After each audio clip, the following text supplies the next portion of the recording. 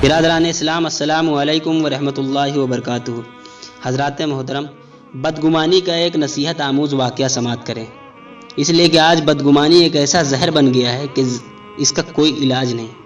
حضرت بایزید بستامی رحمۃ اللہ علیہ کے زمانے میں ایک واقعہ پیش آیا کہ ایک دفعہ بایزید بستامی رحمۃ اللہ علیہ عصر کی نماز کے بعد شہر کے کنارے چہل قدمی کر رہے تھے کہ ایک کنارے دو جوان لڑکا لڑکی بیٹھے ہوئے تھے اور ان کے آگے ایک بوتل رکھی ہوئی تھی۔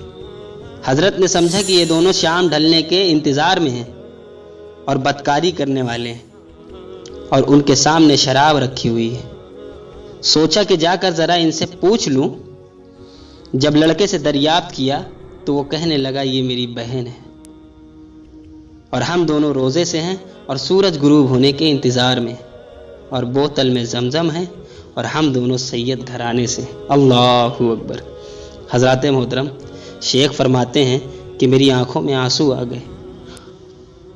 اپنے آپ کو خوب ملامت کیا، پھر ان کو گھر لے جا کر خوب اکرام کیا، خوب مہمان نوازی کی۔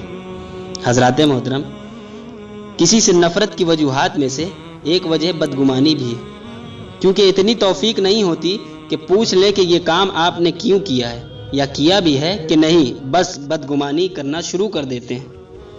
لہٰذا بدگمانی کرنے سے پہلے اتنی زحمت کر لیں کہ ایک دفعہ خود بھی وجہ پوچھ لیں، تاکہ تسلی ہو اور ہمیشہ کی نفرت سے نجات ملے۔